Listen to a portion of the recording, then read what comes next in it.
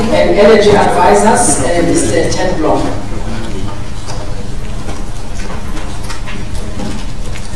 Mr. Ted Blom, may you please raise your right hand?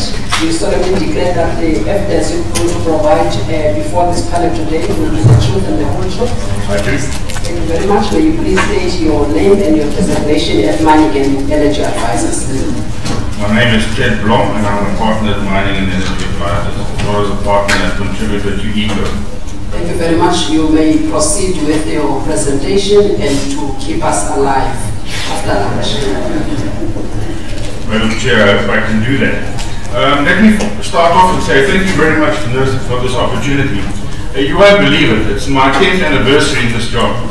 I attended each of the hearings as far as I could, barring one in November 2017 when somebody from Outer stole my slot and I was recruited from presenting. Nevertheless, as usual, I'd like to preface my presentation with just some observations. That's the privilege you have when you do present, even if you can preface yourself. I asked for the fraud slides that Eskom presented to be scrapped, and the reason for that is that there was no detail in there. It was more a lecture in fraud combat than what was in presenting results, and it also did form part of the presentation. So it's on that basis that I objected to the Eskom fraud presentation. My second observation, and this is serious, and I hope that everybody takes note, is that I am gobsmacked. I repeat it, I'm gobsmacked that Eskom is still presenting a business as usual scenario. I can't believe it. I would have thought that somebody who had the interest of this country at heart would have done a little bit more homework and a bit more soul searching and not come up with a business as usual proposal. Because that's exactly what this MYPD is. Is there anybody that wants to differ with me on in fighting mode, so I'm ready to take it off.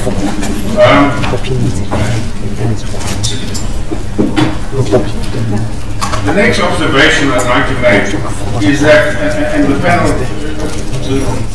in tribute to Nersa, the panel has picked this up a number of occasions. And Mr. Khadebe took it personal. Mr. Khadebe is not personal. There's misalignment between the IRP and the MYPD. That's why we're saying the facts don't talk to us. There seems to be some cover-up or lying or misrepresentation or whatever you want to call it. But the facts don't line up. The IRP, as we understand it, and I understand it's not final, hopefully it's going to be changed very much, but somehow we expect some sort of foundation where everybody can start off from. And we would have expected that there would have been at least, if Eskom doesn't want to respect the IRP, like I don't respect the IRP, at least there would have been an attempt to do a reconciliation between where the IRP is going and why Eskom doesn't want to adhere to the IRP. My third observation is that despite imminent rulings by this panel over a number of occasions, there's still a lack of disclosure from Eskom as far as gold prices are concerned. And I don't buy the story that it's sensitive information. I can go to any pub in Mpumalanga and I can find out exactly who's being paid what. For those who are uninitiated, we talk about the Eskom's return on investment and Eskom's return on assets. Pre-2001, Eskom had zero capital. And it didn't have any problem getting money from the market. So I don't buy the argument that we can't get money from the market because our ratios aren't in line. We can't get money from the market because the market has lost confidence in Eskom. That's the reason. Thank you.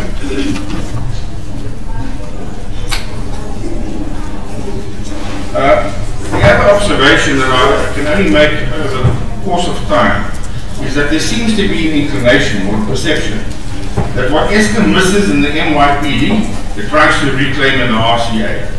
And that's when the panel here talks about deliberate misrepresentation or manipulation of the numbers. Eskom is adamant, and I've worked out, one world indicated a long time ago, that for Eskom under its current broken business model needs roughly 25%, whether by hook or by crook, per annum increase between now and 2030, and I don't think I didn't take it further than 2030, because I don't think I'd still be alive. But Eskom it spends its way into 25% more expenditure and wasteful expenditure every year.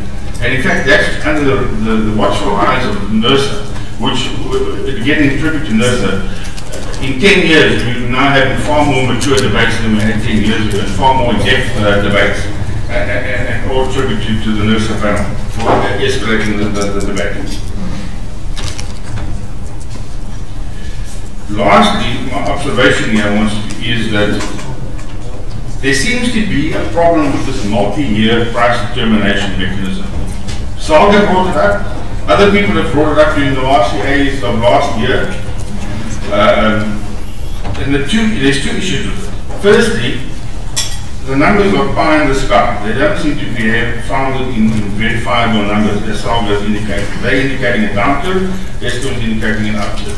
That's the one thing. The other thing is that, and I thought that was an instruction from the Nersa panel previously to Eskom, that when you come to year end and your numbers are way out to where you thought they were, you need to do an annual reconciliation between your forecast and the real numbers, and do a new application or reopen or whatever you want to call it, and adjust the new forecast down. That hasn't happened. I know it's been very busy out there, but that hasn't happened. And I thought that was a panel instruction from a year or so ago. Without further delay, I want to get on to my presentation. I ask your indulgence. What we've done in the intervening period while you were having lunch, courtesy of Nersa, they've amalgamated my two presentations. So please bear with me if you see a duplication. It wouldn't have been because I would have had two different and distinct presentations. So let's go. Okay. My background, my agenda wants to just, in the RCA matter, wants to cover 5 areas. I want to give a brief background, an outlook, some facts, some regulatory framework comments, and then I will conclude with Eskom being out of control. Okay, and I'm going to run through this pretty fast. Eskom was captured since 2001. When they did the Eskom Conversion Act, that's when Eskom started getting the objective of making profits. That's when general managers became executive directors and their salaries went northwards with those titles. We also have a runaway Badupi. When I saw the Badupi tender documents inadvertently in 2007, it seems to me I wasn't allowed to have seen them. The island power plant came in at about 32-33 billion rand. I've now forecast that we won't see much change from 300 billion rand. And it looks like Eskom is getting closer and closer to my forecast. In terms of procedure, there was no proper tender procedure. All this is subject to the current investigation by the investigative authorities of the Hawks and the SIU, and I am in discussion with them. They have approached me, and I will help them to the best of my ability with the assistance of Eskom police. With Ngula, there was another overrun from 9 billion rand to over 40 billion rand. Ladies and gentlemen, this is hard cash. If we wonder why Eskom's debt is out of control, it's because they've just wasted money on acquisitions and paid 10 times more than what the asset is actually worth. Now, it's not the current management's problem, it's previous. But it's up to you and I to whistleblow and to sort this mess out, because otherwise we will have this legacy around our necks for the next 20 years or as long as we live. In 2008, we had the old blackouts. Now, Nersa was given some reports, and I dispute the content of those reports. I think there's been lying. The 2008 blackouts were self-inflicted because of corruption on the coal account. And my estimate in 2008 was more than 8 billion rand. And further down in my slides, I'll give you the current status quo, if I can keep you awake as to what the total wastage is on the coal account. And hence we've had an investment drought since 2003. Eskom's now making profits. They don't want to invest money because they can get more money on manipulating the coal stockpiles than they can get from, as they themselves say, a low return on a low tariff. So now you've got Eskom in the economy trying to make as much profit out of your and my pocket and competing with other businesses. Whereas the original role of Eskom was to be a facilitator for the South African economy by having as cheap as possible tariffs, just recovering its costs, and not having action. So the whole objective of Eskom has changed. And that's why we're now sitting with this predicament.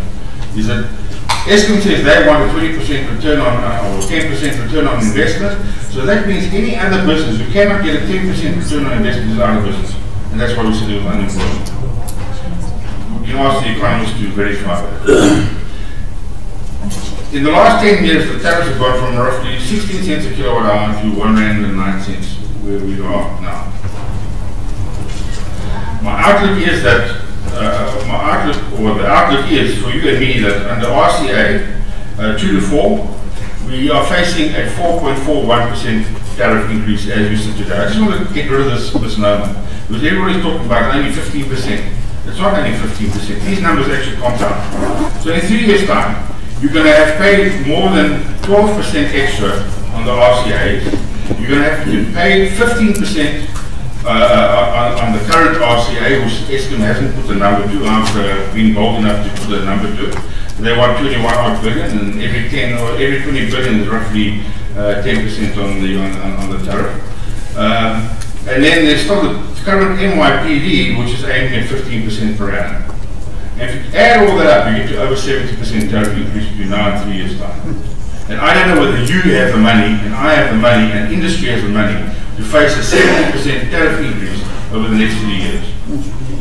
More so against the backdrop of the president trying to kickstart the economy.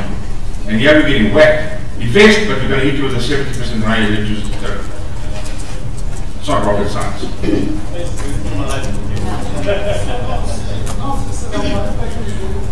We're also awaiting a board turnaround plan. I can't believe that an organization that's losing more than 2 billion rand a month can take 12 months latitude in trying to develop a turnaround plan. It's unheard of. If you were bleeding money at the rate of 2 billion rand a month, I'm sure you'd have a little bit more urgency. At Eskom, there's no urgency. No urgency. It's other people's money. It's your money and the government's money that's being burnt out here. Also, I've questioned the composition of the board, and rightly so. If you have something that's sick, deadly sick, as Eskom is, you surely put the best hands on deck that are qualified and experienced and have industry experience. Out of the whole new board, there's one person who has industry experience, and he didn't do much when I was complaining about corruption for the last 10 years. There's something wrong here, ladies and gentlemen.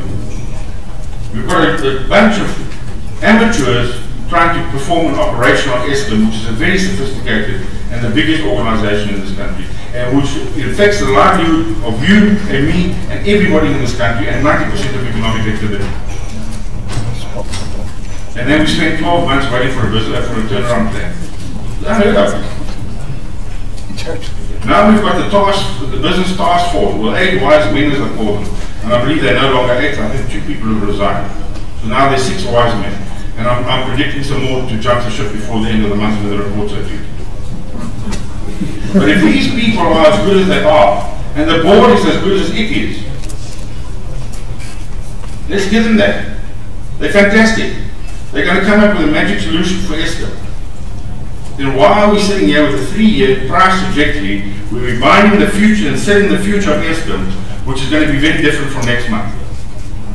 If we believe that we're going to do something radically different, and these guys are going to come with a magic solution, why are we sitting here with a 3-year price agreement?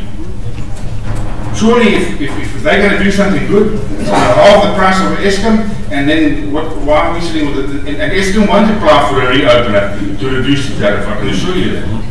They've been promising that for years, and nothing's happened. So there's something wrong here, members of the panel. And I think it's premature to have these hearings when we've got the 8 wise men or the 6 wise men and the board turnaround plan, which hopefully, because if they don't do a drastic job, we're all dead. Mr. Pakamani said so, Mr. Kasim said so, you know, I know, the writing is on the wall. If there isn't a drastic improvement in this organization, we are all dead by the end of March. Eskom will not get more bonds. The investors are not stupid. The investors can see what was said in this morning, that we've got 250 billion or 300 billion worth of assets, but on the books they're shown as 1.4 trillion. And this is not stupid. They read these things all day. But they've been giving us goodwill, and we've misused the goodwill. On top of all these fancy forces, we've also got the Special Investigations Unit, and there is some good news. I'll share that good news with you in a moment, as well as the Zonda Commission of Inquiry. So hallelujah, hopefully something's going to happen amongst all these bodies, these highly regarded bodies. And if that is indeed so, then I think a 3-year price plan is uncalled for. We could maybe have a 1-year price plan while we sort out the mess and the blood and the tears and all the rest of the something for us. The fact of the matter is, as we stand here today, Eskom is de facto corrupt and inefficient and bankrupt. As far as the regulatory framework is concerned, I would like to address the panel. You and I have had arm wrestling on this before. And there is surely going to be something wrong with the methodology that allows Eskom to say they've got assets of 1.4 trillion on which they demand a return, and your knowledge and my knowledge that the actual replacement value of Eskom's assets, or the less of the cost or depreciated value, is less than 250 billion. And I'll illustrate that in a moment.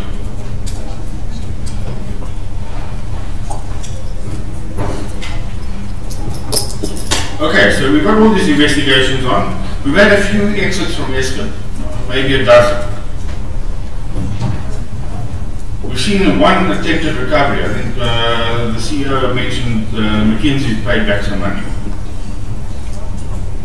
The fantastic news is we've now actually got one court case on the High Court roll. And I'm very close to this. It's the Brockfontein case. It's a case I worked at Outer. The file disappeared from my desk at Outer and I was fired. I've managed to reconstitute the file. It's now with the SIU and it's on the court roll. Hallelujah. We've got our first case.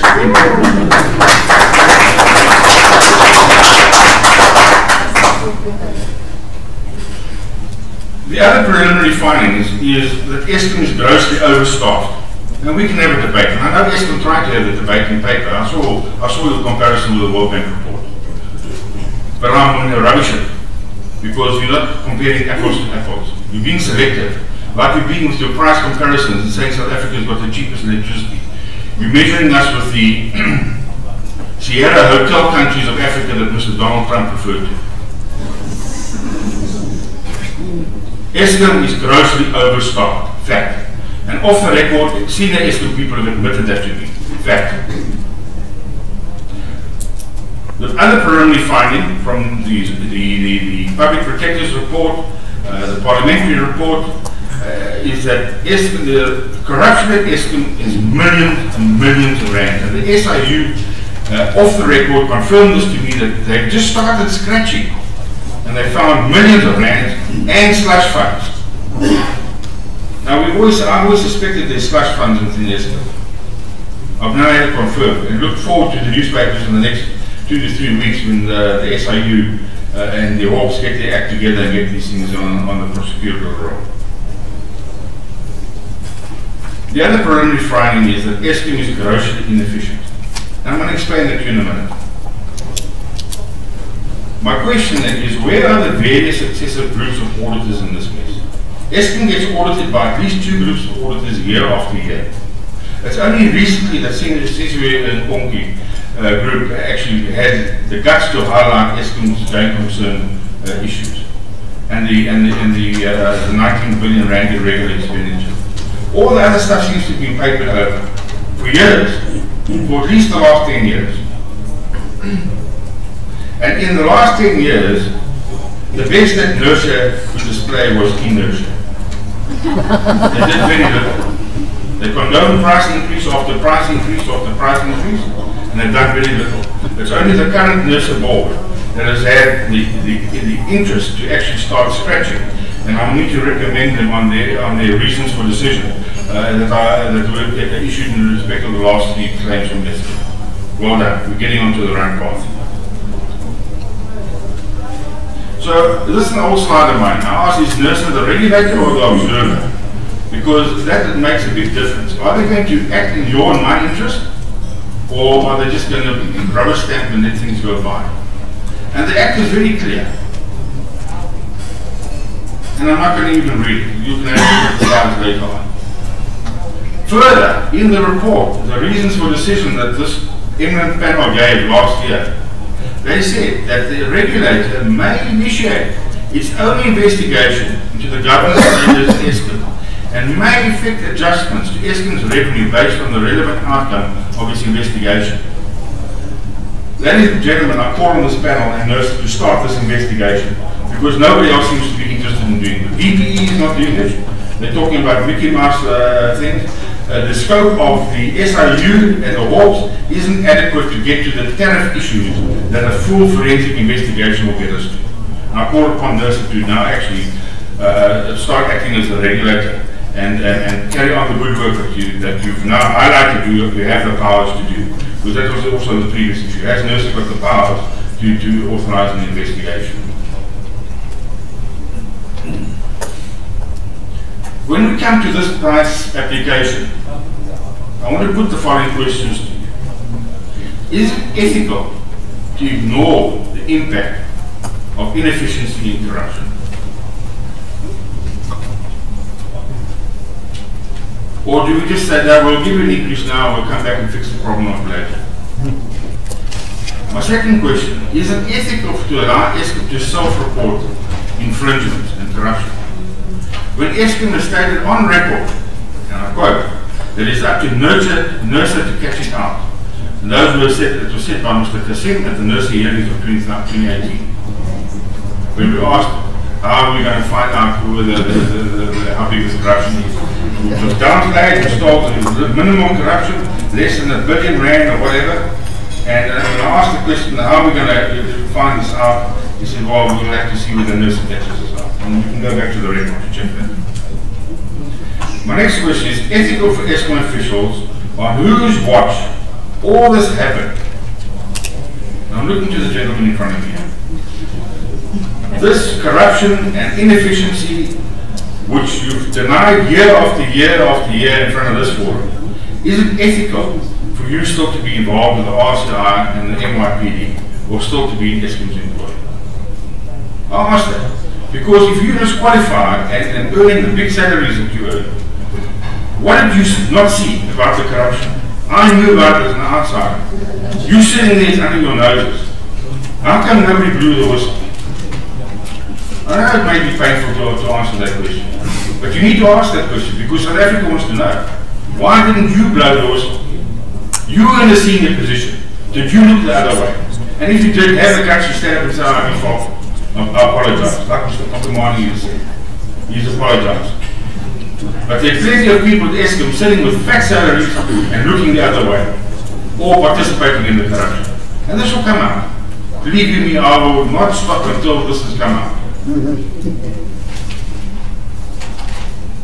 The other question, this report, this RCA application, I'm sorry, the MYPD application, mentions job losses as collateral fallout from the tariff increase.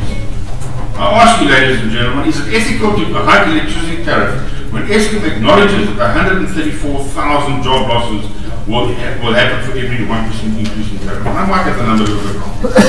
134,000 in the report. Is it ethical that they just carry on with 35,000 extra people, they can sacrifice 134,000 jobs in the economy? And we know it. We know we're going to kill those people economically. Plus each of their 10 dependents or 5 dependents. Is it ethical for us to carry on as if nothing is business as usual? And I'm sorry if I'm asking you soul-searching questions, but I lie awake at night worrying about these issues. Is it ethical for us to close businesses now because of high tariffs and say to them, hang on, one day we'll come back after all these investigations and then we expect you to wake up and come back into business once we've reduced the tariffs? Surely that's the wrong way around. Surely Eskom can hang 10 until we sorted out the corruption, and if we say to them there's an embargo on increases until you've sorted out the corruption, hopefully they will come to the party quicker. But by giving them increase laissez-faire as if nothing has happened, there's no incentive for them to come up with the corruption. There's no incentive. And the increases will keep on coming and keep on coming and keep on coming.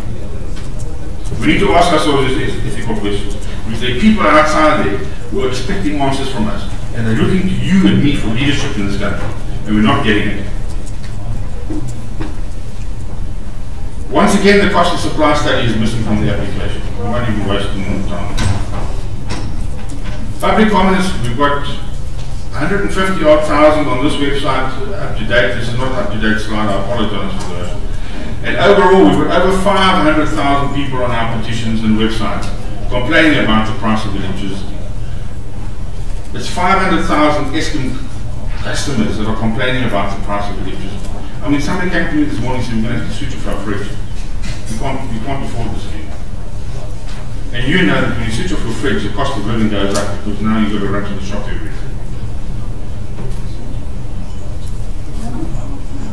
The missing billions, still on the SIU target list because they're going to have their mandate expanded a bit because it only goes back to 2010 and some of these things happened before that. The Duke Kusile, for instance, happened and it would happen in 2007 with the initial corrupt tender documents. We're looking at 100 billion, 100 billion and 30 billion. Now if that doesn't justify a proper investigation, then I don't know what does. Optimum coal, the direct effect is 2 billion that was, and everybody knows about the Gupta frauds. But this is even more optimal. Eskom Treasury, I estimate 3 billion rand. Transmission, I know of R1 billion a year fraud and corruption going on. Overvaluation of RAB, the regulated asset base, that came up here. It's come up again and it's going to come up further in my slides. I reckon it's over 800 billion overvaluation. Now you might say, but the rules allow. It's not a question of what the rules are, it's what's ethically justifiable. That's what the issue is. It's time that Eskom and the country becomes ethical. And look at the World Bank scenarios. They say that Eskom should have around about 15,000 people. And they say that they're being generous because a lot of those in distribution, which in South Africa fall under the municipalities. Eskom's got 48,000 people. We look at pricing. At Mundra in India, they built 6 units, more or less the size of Medupi, a little bit smaller on the ground, for 35 billion rand finishing clock. I see Eskom is in this application brought Medupi unit 6, 1 unit, online for 40 billion.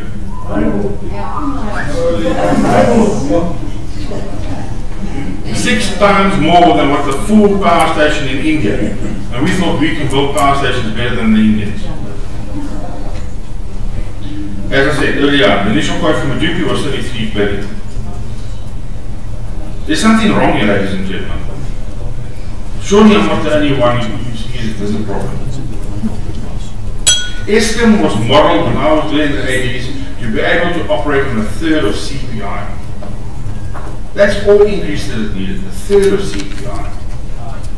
But the model, the wheels have fallen off, it's broken. And the current management and the current board and the current, one of the 8 wise men knows about what the previous structure was. The rest of the people haven't got the inclination or the perseverance to go back and see what worked for Eskom and start off with a clean template. City power in those days, the power was 50 to 75% cheaper than Eskom. So we thought we were good at Eskom. In those days, city power was even better, and they didn't even have a mine at the power station. They had transport costs, which Eskom theoretically shouldn't have. I want to just have a look at some of the data. Eskom consumes roughly 120 million tons of coal a year. If they had stuck to the model that worked, and the long-term costs are roughly 250 rand a ton, and I think they average out around about, there may be a few rand more, granted. The coal cost should be no more than 30 billion rand a year. Eskom's coal cost this year is 73.3 billion rand. Surely there's something wrong, ladies and gentlemen. Where is the missing 40 billion? Where is it? How difficult can it be to spot 40 billion rand missing? When you've got reams of accountants, reams of qualified people in-house, and reams of people knowing where the money is being stolen. There's something wrong. And you can play with these numbers whichever way you want to. There's something wrong. And somebody needs to be held accountable for this mess. My other observation, the average on-grid, according to Nersa numbers, on-grid cost is around about is below 40 cents. In fact, the marginal cost for coal is 28 cents on top. The renewables that are on the grid now, okay, and have to be used first, are coming in at 4.40 plus per kilowatt hour. Now, Eskom is going to say to you, yeah, but you know, it's a political decision. That's Mr. Mabuza said to me at the last meeting. It's a political decision. Ladies and gentlemen, here's the time and here's the place for you to make your voice heard. Do you want cheap coal or cheap electricity at 40 cents a kilowatt hour, or do you want expensive electricity at more than 4.40 a kilowatt hour? Is there anybody who wants the expensive coal, electricity? Nobody. Then you need to make your voice heard. There is corruption and corruption and corruption going on in the manipulation in the prices. How much expensive is it? No, we are not allowed to do that. Let's respect and observe the rules of these procedures, please. So, my conclusion here is that the rules of dispatch have been illegally modified or are not being followed. Because the rules of dispatch used to be cheapest station first. Now, if that's changed, if somebody is forced Eskom to change it, they need to come up and put it in these documents that they give us and say, our hands be forced, and be bold enough to say it, and we no longer follow the rules of the normal rules of dispatch, which are acceptable worldwide. Cheapest unit first. Mr. Blow, we must wrap up this presentation if you still want to go through to the MYPD. I'm going to go faster now. Thank you. Thank you very much for the reminder. Okay, so the Article 29, as far as I'm concerned, Eskom still captured. They haven't done any remedial work. They're still leaking cash massively. There was evidence this morning. There's massive maintenance costs waiting for us. They've acknowledged that now and last year. They're back to OCGT. The availability in Mpumalanga on some of the stations, I believe, was lower than 50%. The EAF. On the coal stations in Mpumalanga, at one time last year, was lower than 50%. Okay? The MYPD4 is 20%, it's 15 plus 4, and at 0.4, plus an RCA that could be around 10 to 20%. More than 500,000 jobs have been lost in the economy since 2007. 100 billion rand worth of Eskom investments is on their balance sheets and has cost them 1.4 trillion rand. And my future forecast is that there's going to be massive water shortages soon, which Eskom hasn't told us about.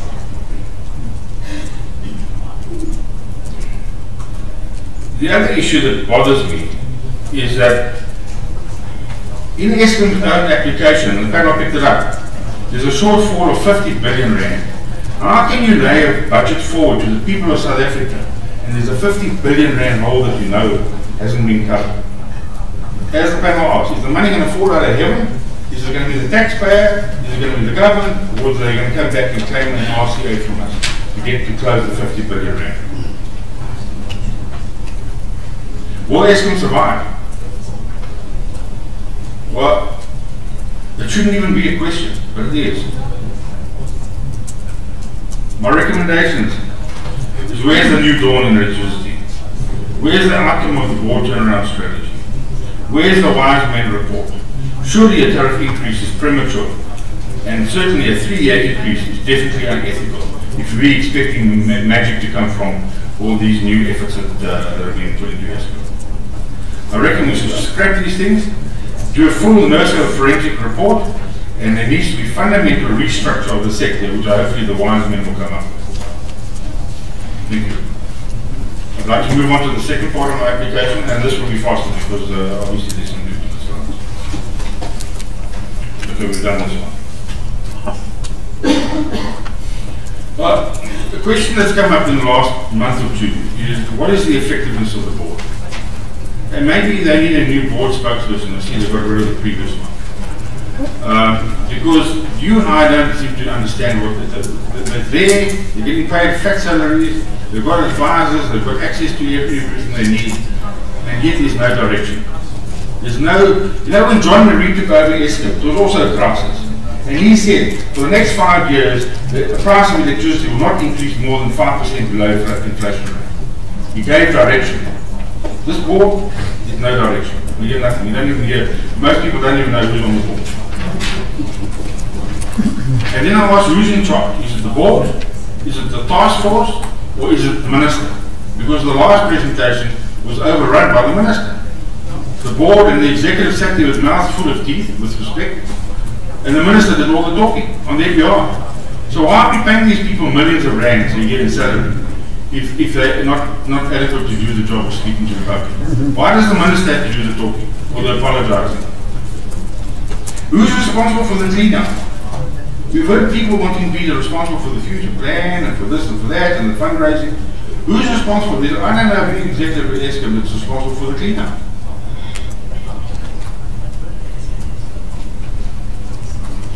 In terms of the executive implicated, we need to have them identified and let those who look the other way stand up and say, I look the other way. And make good for that looking the other way. And start identifying the rot. Because there's still ongoing rot and inefficiency. You know it, I know it, I get it every week. There's no urgency to secure long-term coal. And this has been since 2001. So it's not just the current management, it's the previous management as well. In 2009, 11th of August, Mr. Davis went forward and said he is going to open up 40 new coal mines for Eskom. It's now 10 years later, and I can't come to one. How's that for efficiency? There's no urgency. There's too many execs in the committees. One of my colleagues, I'm dealing with Eskom on a daily basis. This is an industry that I earn a little bit of living from, on the consulting side. Goes to a meeting. He's one person putting in a new application. He's got 19 Eskom engineers in the meeting. 19 for a small application to upgrade a line. 19. And within 10 minutes they're arguing at the meeting so much that the meeting cannot actually proceed. Amongst each other. Not against the one, amongst each other. Now if that isn't a waste of time and money, then I don't know what it is. Excess meetings. I guarantee you there's more than 100 meetings per week at Meadowwood Park. No agenda, no minutes, no attendance list, just tea, coffee and cookies. And I see the Eskom people laughing. If it wasn't sad, it actually be hilarious. But there's more than 100 meetings a week at Eskom Meadowwood Park. And I challenge anybody to prove me wrong. We also have Eskom ignoring Nersa arbitration rulings. I had won arbitrations against Eskom on facts, properly heard, and then Eskom ignores the rulings. So is the cat swinging the dog, or is the tail swinging the dog, or is the dog swinging the tail? What's going on here? Who's the regulator and who's the operator, the licensee? And if I can bring that to the chairman of Nersa's attention, I'm glad to do that. Because this needs to be resolved. There's no use I work my butt off, I get a ruling against Eskom and then they ignore it. That's not fair. The NMD, Notified Maximum Demand issue, is what's penalising. You don't know the details of this, it's a little bit technical. It's what's sinking the municipalities. The SALGA representative mentioned that. I've gone into detail. The way that Eskom is administering the NMD is abominable. It will kill anybody, any municipality. They are rigid, they are artificial, and they penalise you for 12 months for 1 month's infringement. They're unconstitutional, and I'm prepared to take it to the Constitutional Court. As far as I'm concerned, this RCA is defective. We've been there, we've been there, we've been there, been there. Okay, just comments on our website. We've been there, we've been there. Just on this inefficiency thing, on the coal. 40 billion rand a year extra on coal purchases.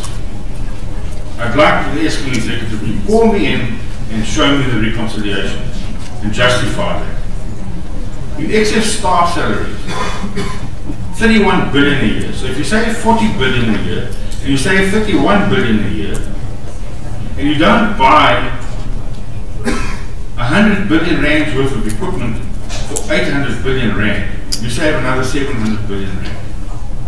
What is so difficult for the board to see? Or are they being lied to or bull dusted to? Most business schools will solve this problem in under an hour.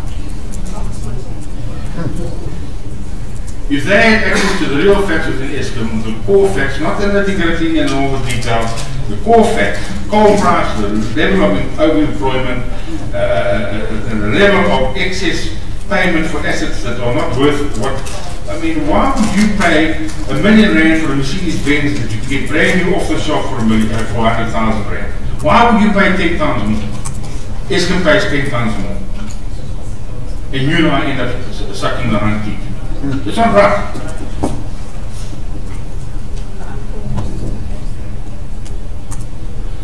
On this one, the only new thing is Eskom ignores it legal. These pictures are all over the show. Some of them are fake, they're not all Eskom, but these I'm told are Eskom connections on the Eskom group. Eskom says, yeah, but we can't send people in because they get assaulted. Or the moment we send them in within a half an hour, find a solution. You're getting paid big salaries, guys. Find a solution. My solution is actually quite simple. Households should pay no more than 40, 50 rand a month for electricity. If you had the right price of electricity, then you wouldn't have to steal electricity. You'd be able to afford it. It's only because you can't afford it that people are stealing it.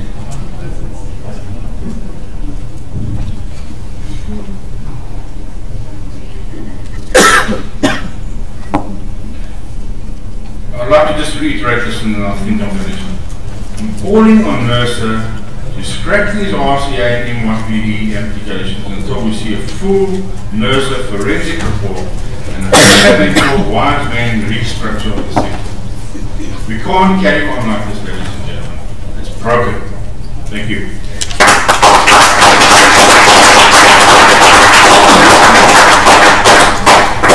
Thank you very much, Mr. Blom. If you have a pen and a piece of paper, members of the panel would like to ask some questions. I'm going to start with Mr. Otis.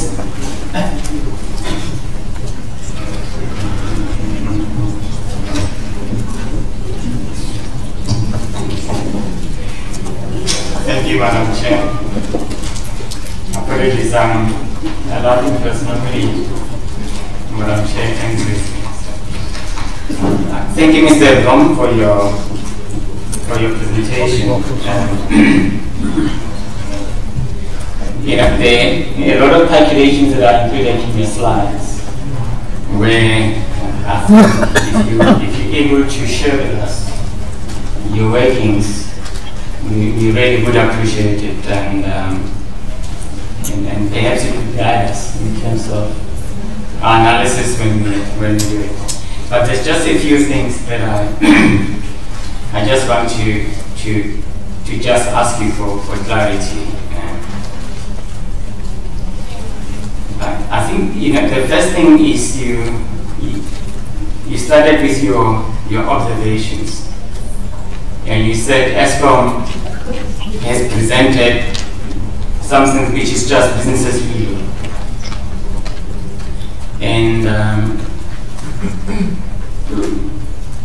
how would you have presented it differently? Because we do agree that, well, we do recognize that we've spoken so many times about utility spirals where cost just keeps going up when sales drop and that sort of thing. But all we present, what Eskom has presented is cost increasing, some of them lower than inflation, but they're still increasing. There's no fundamental reduction in this. How do you think we as a regulator should deal with an application of that nature? So that's the first question. And then you correctly say, and maybe I'm not saying correctly, but you do indicate that there was Eskom doesn't have a problem with raising capital. It's more a market confidence. What do you think Eskom should do to rebuild the confidence? You're saying they're not able to raise capital because of market confidence. In some of your presentation, some of your slides, you indicate that there's been huge over-expenditure in the new build. Do you think we as Nersa, we should disallow most of those over-expenditure? I know, as an example, you indicated that, was it, I'll get to your slide, that we see the, was it Medupi? Yeah. Supposed to be 33 billion and then it ended up being over 300 billion. So I just want to repeat what is in your slide itself.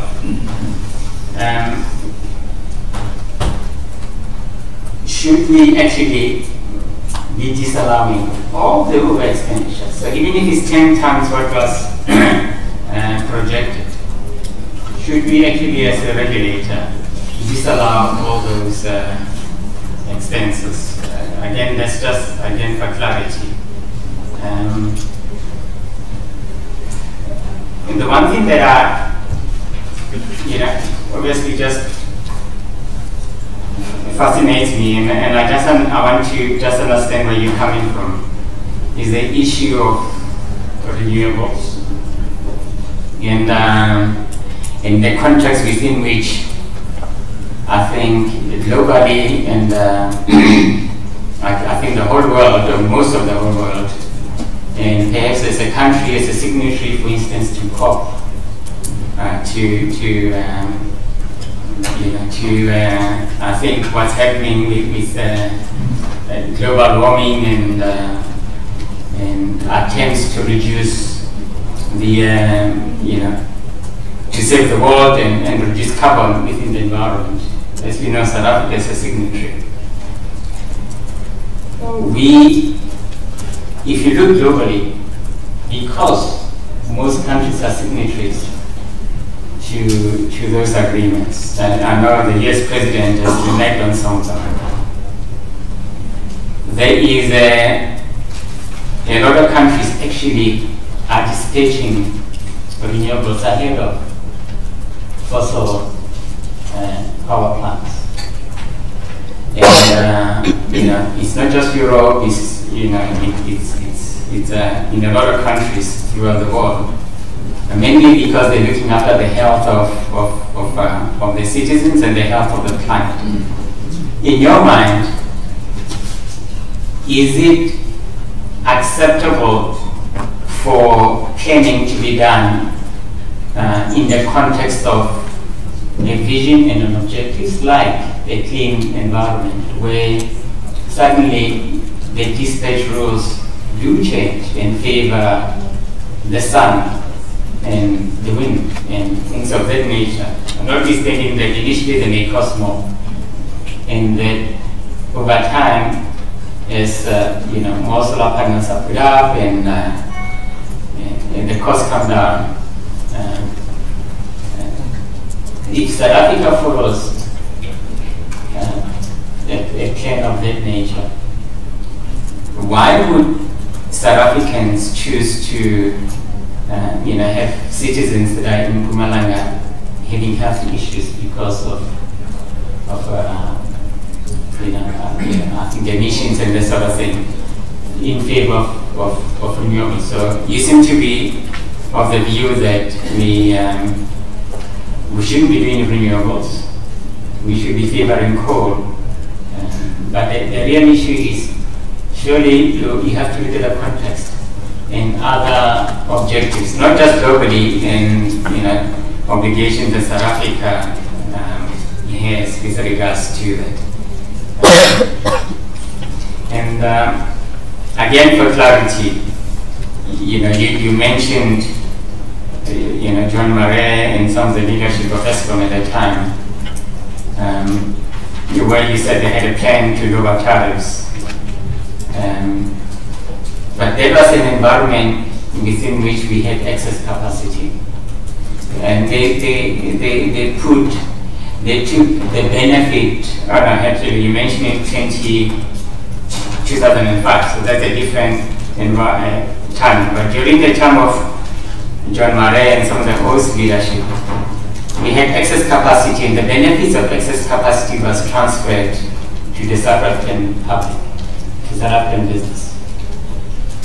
And is it your understanding that currently we're supposed to have excess capacity, but these benefits are not being transferred to the South African public and South African business? Do you think that the decisions that were done at the time actually resulted in Eskom's balance sheet not being built up sufficiently to allow for new build program? I think if you really think about this, this is not the first time that the country ran out of power. In the 70s, that was exactly the same thing. The commissions of inquiries and all those sort of stuff, and then huge build program in the 80s, suddenly excess capacity. And we had special pricing arrangements given to the aluminum smelters and all those sort of companies and stuff like that. The question that I just need to ask you is, how do you think the current Eskom should pass the benefits of this excess capacity to the South African public and industry if we do have excess capacity? And what has changed during those times and what you see currently? And then, so just again for clarity,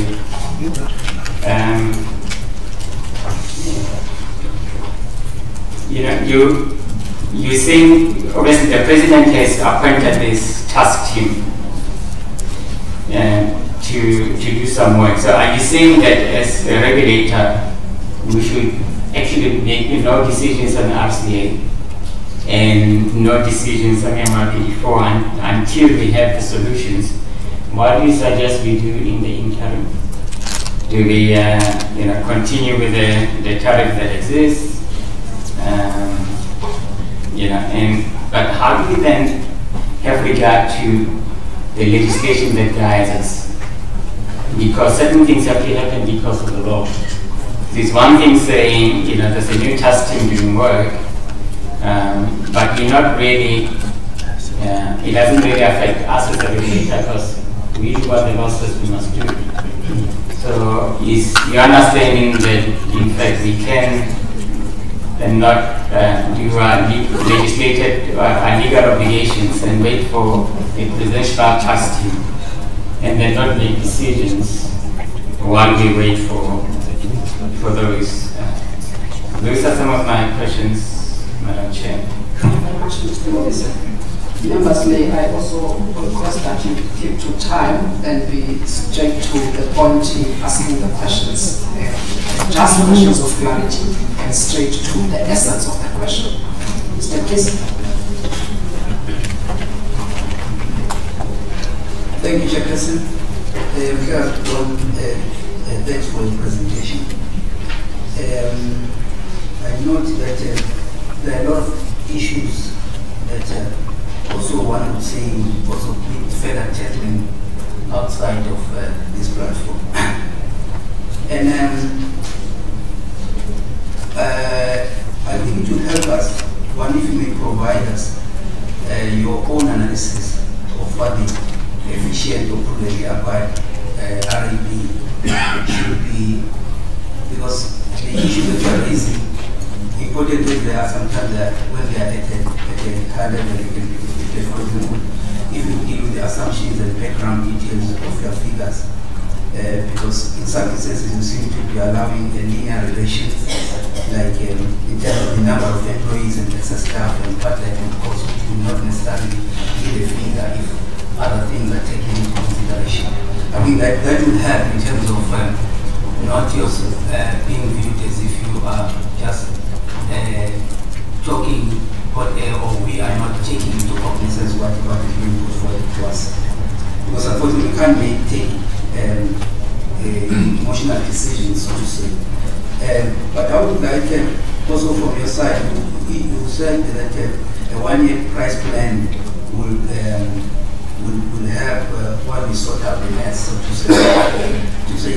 Have you considered the pros and cons of such an approach so that you can be able to deal with it holistically? Looking at because if you put forth an argument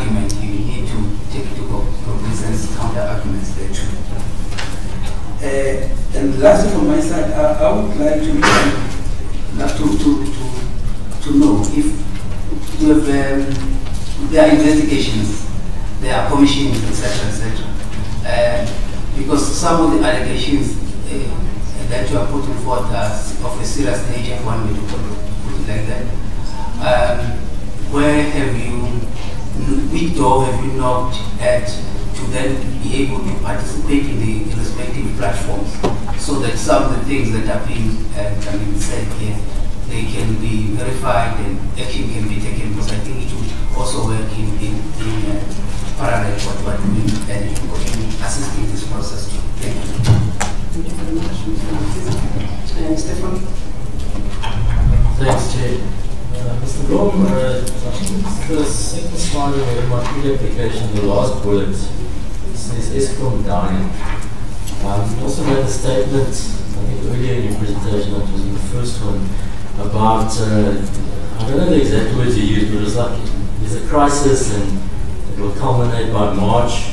I mean, you obviously, do you have information in that regard that backs up those statements? Are you able to then provide us with it so we can also make a very informed decision? And the question is, and this also speaks to, I think, what Mr. Molise said, is if you are of that view, you said in one part of the presentation that 3 years is inappropriate and maybe there should be a 1 year. And then right at the end you said we should scrap all of them, the MYPD and the RCA. And then the question is, what do you suggest we do, given that you said also that effectively ESCOM would take, I don't know the exact words, but if ESCOM were to implode, then we all are doomed. Can you just give us your view on I'm a bit confused, because you say throw everything out, you say ESCOM dying, and you say, well, we're all doomed to die essentially. ESCOM dies. Thank you, Mr. Scott. Thank you, Chair, and thank you, Mr. Brown. So you have a slide that actually shows the various cost overruns with respect to the ESCOM new build program. And I must say that the issue of cost overruns is obviously of concern to the regulator. However, what I want to find out from you is, you know that we came up with guidelines on how to assess privately acquired assets last year. Now, is there anything else that the regulator should be relying on, apart from those prudency guidelines, that will assist in determining whether the costs that have been incurred actually were actually done so prudently? And if so, what is it that the regulator should be relying on, apart from using those prudency guidelines? And then you sort of make a proposal that we actually should be limiting this application to a 1 year period. But you will know again that we actually approved a 1 year application last year. So what do you think will be different this time around? And remember that particular decision, part of the reason was to allow, for the new IRP and also try and give ESCOM the opportunity to come up with the realistic forecast. So now, what do you think will be different with another 1 year application this time around?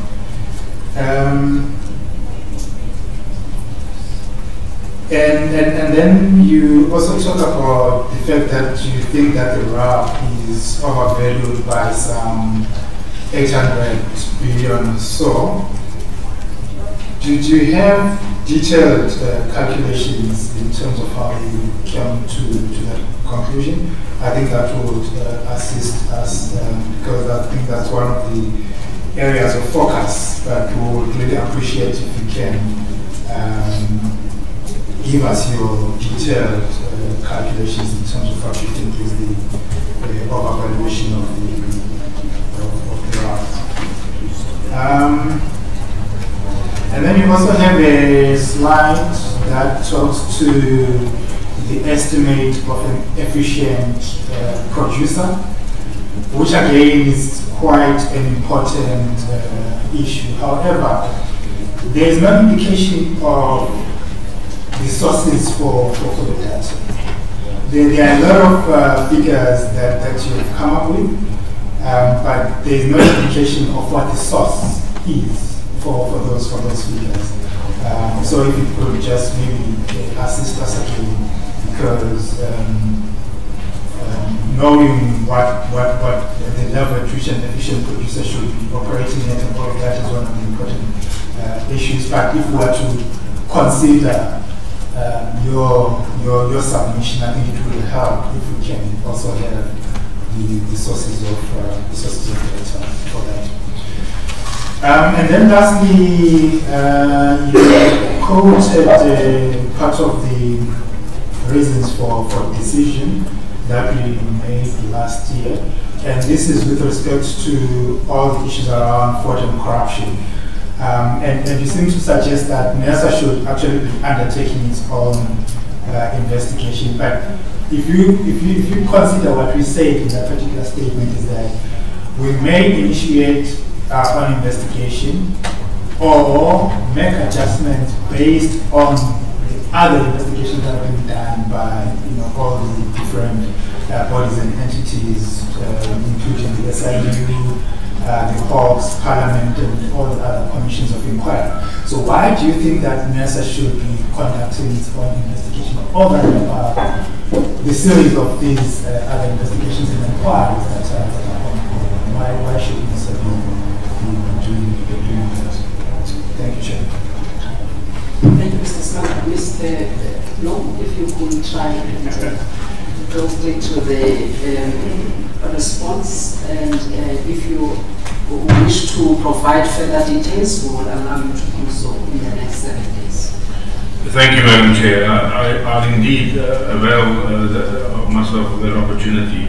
I'll answer the ones that I can do quick and dirty, and the calculations and the sources will have to come within the next 7 days.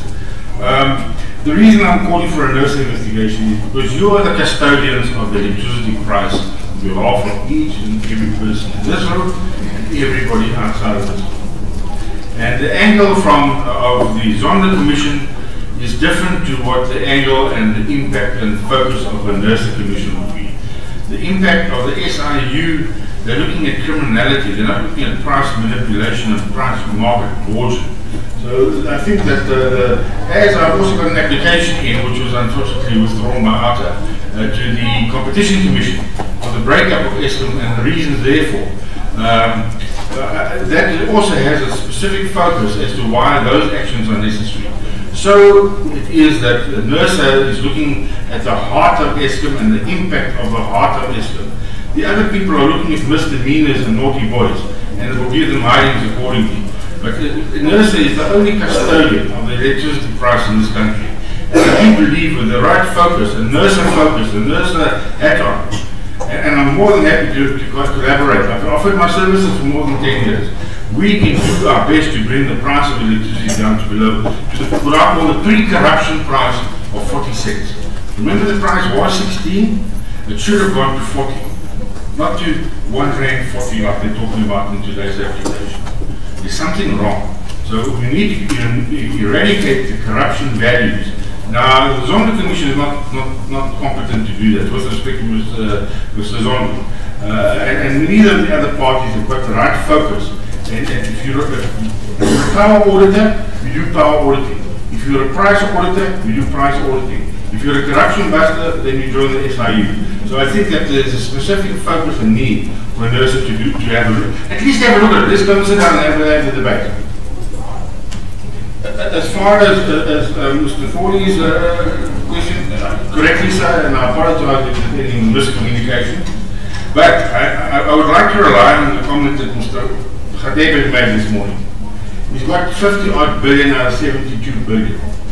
with respect, in kitchen English, he's got more chance of getting pregnant than finding the rest of the money before the end of the financial year. He said so himself, you can't get the money. If you can't get the money, the lights go off. So this problem is urgent. It's very urgent. And only as a concession in the interest of keeping the lights on, that I would recommend that we do a 1-year MYPD. And really, it needs to be a 1-year MYPD under scrutiny, because you rightly said so. Eskom has not availed itself of the opportunity of the last 1-year MYPD.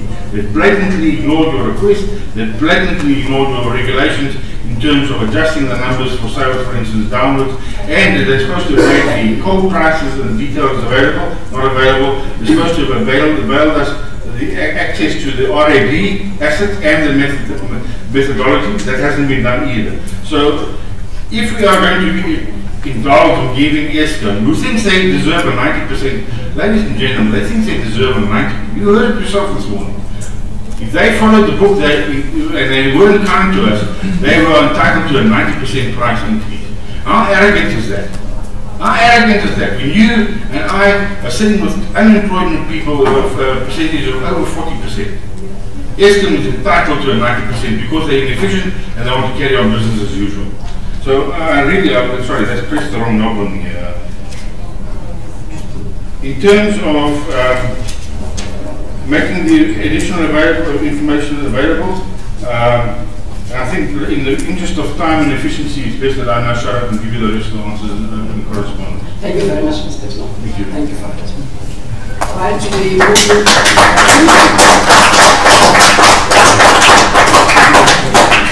we now going to have a presentation from Outer, Mr. Ronald Chauke.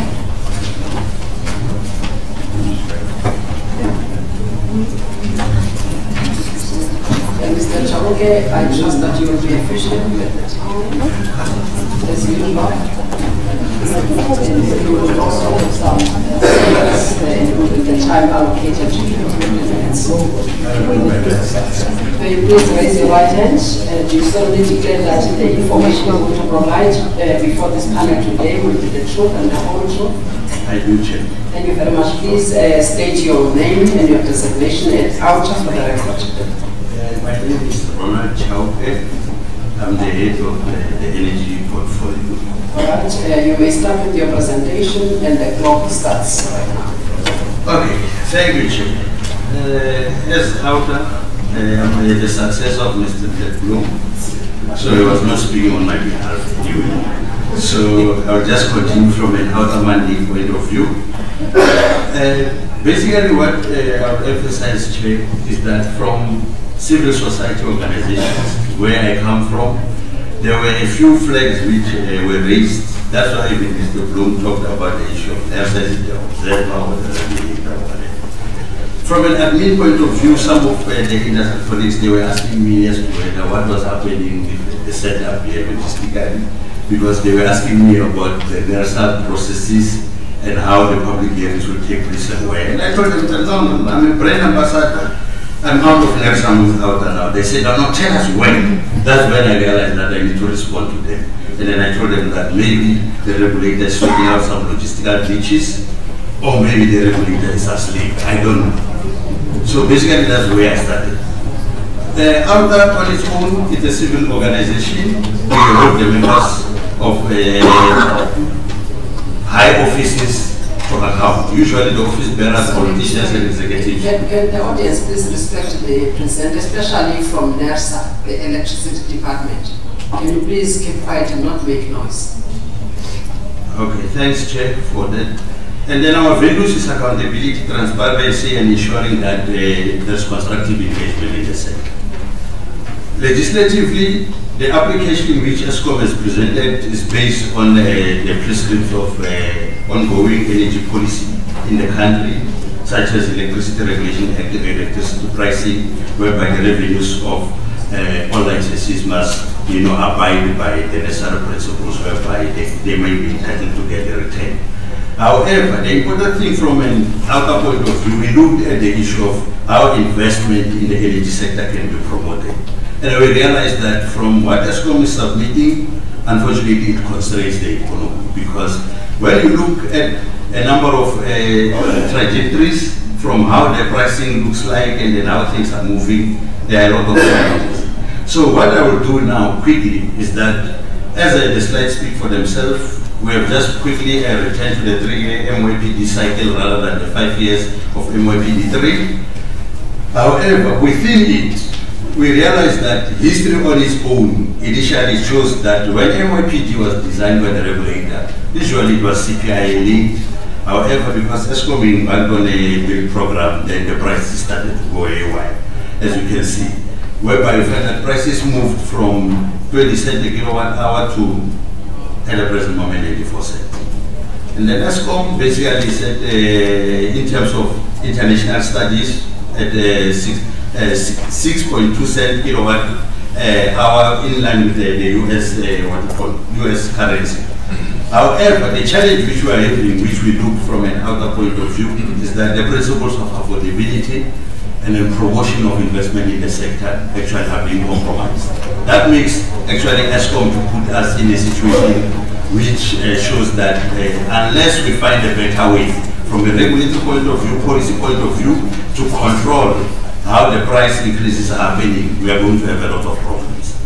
From an African point of view, when we do a comparative analysis, we are basically at the third as one of the lowest producers in the continent, of which that doesn't necessarily mean that we are the best.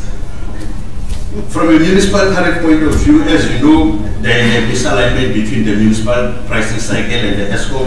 What ESCOM is seeing at the 15% and municipalities looking at it at 17%, it's not a true reflection, as municipalities would include their surcharges and then prices are likely to go in a quite much more higher price. The challenge which we had from a civil society point of view is the issue of the assumptions. The assumptions, when you look at them, they are basically, let's say for instance, 12 to 18 months old. And then Mr. Teblom, as with ESCOM with a staff complement of almost 48,000, why can't they, let's say for instance, do a better job? Because they have a good staff complement which actually should put ESCOM to be in the forefront in making sure that they're efficient, competent, and effective. How can they stay 12 to 18 months without even updating minor things like assumptions, which you might find that from a modeling point of view, it shouldn't take them more than 3 months to do. But they submit the application with raw data as it is, rather than updating it. Basically, it shows you that, look, ESCOM just take this for granted. Or maybe they don't necessarily take Nersa seriously. They just say that the regulator will consider what we submit, and then so that's how things will move on. So from a civil society point of view, we analyze what is happening in the continent. In the continent, we realize that there is a problem of access, competition, as well as competitiveness of utilities in the sector. That's why last year, energy ministers within the SADC regime committed to revise the target which remains of 2030 of moving towards cost reflectivity. They adjusted that to 2019. That countries must clarify how they're going to go there so that their electricity industries are sustainable and effective. Namibia and Tanzania are leading by saying that they're cost reflective, but in terms of the regulatory engagement, we know that we engage them from time to time and then we tell them that no, that is not necessarily the perfect picture because the levels of access are not necessarily as they are supposed to be. So, Chair, as we indicated from a Nersa point of view, we are having a challenge actually on the regulatory asset base. And then Nersa, on its own, we have a problem whereby when you look at the regulatory asset base, the latest, it was adjusted from ESCOM's application of $1 trillion for the 2017-18 financial year to that 770 billion. However, the reasons for why Nersa adjusted that didn't actually help us to understand exactly why did Nersa do that. What was the basis, the contributing factors, and then if so, can we use that as the basis of making sure that in future ESCOM does not come with crazy, actually excessive regulatory asset base. For instance, it moved from 763 billion to 1.3 trillion as we speak now in the year one of MYPD. The question which we ask from civil society is, what are the new specific assets that were created within these 12 months, 2018 to 2019? Can you specify and tell us, if ever there are variances, can you specify what is the basis of those variances, and then where do they come from? Please list them rather than bombarding us, the public, with a lot of figures which we can't even interpret. And then the other thing now is the issue of the ESCOM cost drivers for this MYPD4. The cost drivers, as they stand, you will see that employee costs by themselves, they are at almost 50% of ESCOM's operational cost, of which, when you look at it from a commercial best practice point of view, is not sustainable. So it means that ESCOM, under its new leadership, has to seriously come up with what we call a revised business model, so that we may be able to move forward. The operational costs by themselves, as we always say, they are the runaway costs, which, if ESCOM leadership doesn't control it, basically ESCOM is technically bankrupt. We can pretend and say whatever we say, ESCOM is going nowhere until we change how ESCOM does its business. Personnel productivity also is down. And then when you look at the cost of inefficiencies, what we have come up with, we realize that on its own, from, let's say, for instance, 2006 to now, the inefficiencies are more than $500 billion because of a lot of rampant issues such as corruption, maladministration, poor procurement decisions, poor leadership, and all many other things. So we did an analysis of the primary energy costs to the extent that we just said that let's take primary energy costs, we index them, and then base them on, let's say, for instance, the 2007 numbers. And then we came to the conclusion that primary energy costs should really be more than 40 billion, if ever we're doing them, and then we link them to CPI. But unfortunately now, instead of being 40 billion primary energy costs as we speak, they are at almost 85 billion right. So we're asking now in the MYPD4 to say that how does ESCOM see itself in line with the published draft IRP? Because the draft IRP is saying that by 2030, basically coal will contribute less than 50%. And then with the decommissioning of ESCOM plants and all things like that, will ESCOM actually be the main supplier? If not, is ESCOM looking at its business model and then come up with a new format of how ESCOM will be running its business? From a reality check point of view, ESCOM is making us to pay the ultimate price. And then we know that it's not all issues ESCOM made. Although ESCOM is a contributory player as well, there are a lot of things which emanated from political meddling. State capture has got its own negative implications. The cost of corruption, there are issues there. And then there are fragmented institutional arrangement of which requires all of us, not necessarily only ESCOM, of which is that government, the regulator, civil society, and all players has to contribute on how do we reform our electricity supply industry. However, procrastination in taking critical decisions has also led us to be in this situation. And we don't have a holistic strategic direction about how ESCOM in the future industry should look like. As I said, the business model is not fit for purpose unless the new ESCOM leadership help us to clean up this whole process without delay. Because what the testing which the president has appointed to deliver the report in January is doing is one thing. However, if ESCOM is a business that is serious of fixing its own internal problems and challenges, ESCOM has to contribute to that process and have proposals and options on the ground to demonstrate that it is serious of getting the job done. And then we realize that when you look at the MYPD assumptions, ESCOM of its own admission, it says that they are off the mark. And those assumptions by themselves, they were overstated. That's why you find that their sales volumes by themselves are on the decline. However, when you look at the ESCOM price requirements and the funding requirements, they go the opposite direction. Basically, it's true, the utility debt spiral is there regardless of whoever admits or not admits. Our concluding remarks is that from civil society we accept and they understand the reality that ESCOM is in their financial state. However, we are saying that government on its own, it needs to play a lead role in order to assist us to resolve this dilemma. because it is complex, we acknowledge that. It shouldn't be resolved from one angle, but all critical players must put their hands on deck and then be able to play the critical role that is required. And then this is what we recommend.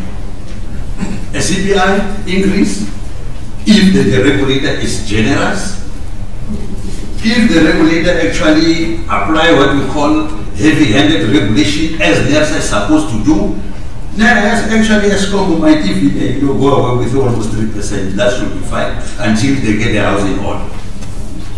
So the next thing is that the regulatory asset base has to be sorted out. Because ESCOM actually seems to be on the very same platform which Steinhoff has done, whereby the accounting irregularities led to the overstatement of assets and all things like that. That's exactly ESCOM is doing. And to us, from civil society point of view, that's criminal. And then the regulator has to make sure that it arrests that. And then we are deeply concerned about the way in which the jump from this current financial year to the new opening year of MYPD of almost $500 billion in the regulatory asset base. To us, if ESCOM doesn't simplify it and clarify it, why that jump is happening, then it means that something is terribly wrong. So we recommend and implore the regulator that it must come up with a new license condition or stipulation that will help us to eliminate, to uncover what is happening in that black box of the regulatory asset base and the valuation methodologies that are being applied. And the whole strategy on its own, we would prefer that, as ESCOM in the media has indicated that they've designed a new core strategy. If it's practical, the regulator should publish and share it with us, so that even in future, when ESCOM embark on emergency call procurement, we know why is it doing that, and then is it in line with that policy or not.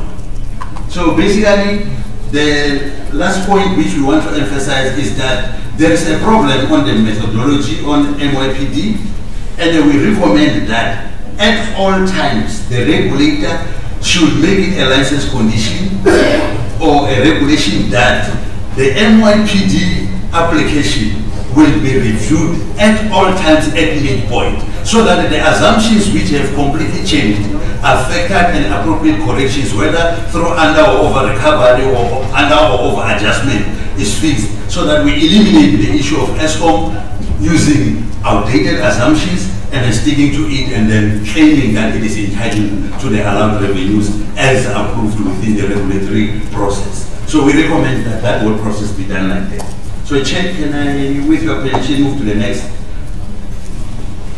Yes, for 5 minutes. Okay, so the next one, Chair, I don't even know where to find it. So I'm technologically challenged. You can start with your remark, the key issues contained.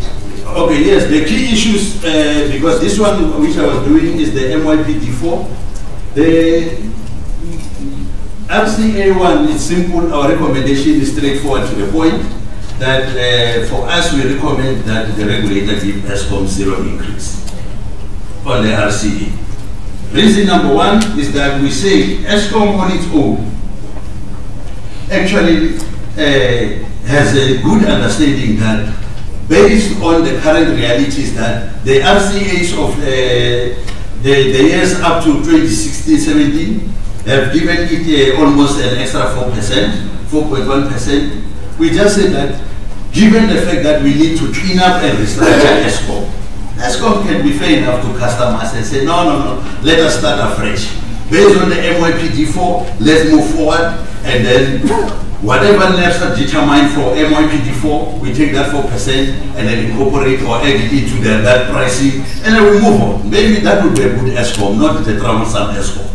So that's how we look at it, and then the cost, as you know, from an MYPD point, RCA point of view, is that when you look at ESCOM, let's say for instance, the coal side or primary energy, you'll find that it still enables ESCOM to procure power from different suppliers as per the application, which shows you that the price of coal, it varies so much to the extent that even premium price or premium overpriced coal is factored into the overall coal price, which makes actually the RCA to be much more expensive. So that's why we're saying that if ESCOM at least can credit back to the consumers as part of allowing consumers to have a break in the price which Nersa will determine as part of MYPD 4 plus the 4%, then I think that would be fair enough. So when you look at the ESCOM diesel spend, we are having a problem as well. Because it seems ESCOM is using OCGTs as base load, basically. That tells you that when you look at the coal fleet, it means that they are completely underperforming. And if they are completely underperforming, the question is, what is ESCOM doing to correct that? These are our observations and analysis. We did the energy cost from primary energy, coal and nuclear and everything. And then we realized that it is excessively priced by almost 100 billion. And then on plant performance, as we speak at the beginning, at the end of the financial year, which the RCA is based, actually by March, it was at almost 70%, of which was far less than the target of 78%. And then we acknowledge ESCOM when it says that it has gone through the World Bank report, doesn't agree with whatever determination, but we say let them actually accommodate, innovation and input from other players. Now the important thing that we want from ESCOM is that rather than being generic, ESCOM must come clean and tell us exactly how many criminal charges were laid by ESCOM. Not process-wise, to tell us that no, X people went for internal disciplinary hearing and all things like that. We say, you know somebody has done wrong, some people have done wrong, what are you doing about it? Have you opened criminal charges? If so, how many? When it comes to recoverable of the funds that were squandered, how much have you quantified up to this point? And then if ever you are in the process of doing that, how are you doing it? And then what are the timelines? ESCOM, when it presented its interim result, it also spoke about what we call that contract review. So from contract review, can you tell us, has there been any contracts that have been cancelled, terminated? If so, how much value have you got out of it? Because remember, when you terminate contracts, there is that cost-benefit element, whereby you find that the cost of terminating it might outweigh the cost of leaving it to run to finish. So, but ESCOM is saying nothing about that. And those are the specifics which can help us to understand that ESCOM is really doing some good work to turn around. Mr. Choke, I've given you 2 more minutes. If you can try and wrap up. If there are some of these questions, we appreciate them. We can add them to the list of questions that we could ask ESCOM to respond to. So if you could just highlight your key messages and what you would like Nersa to do with the applications. Okay. Key recommendations, Chair, those are the key ones. In conclusion, we said that there shouldn't be any clawback approved by the regulator in order to give the electricity users a reprieve. And then we said that if ever the regulator decided to be generous and then they have PQ and ESCOM, whatever is approved has to be phased in a period not less than 3 years. Mr. Choke, the regulator, there's nothing in the law that requires the regulator to be generous. Number one, we have PQ and ESCOM. Everything the regulator has to do, and you know that better, that we will have to take decisions that are within the law. If the law says provide licensee the opportunity to recover efficiently in CAD and prudently in CAD cost, that's what the regulator will do.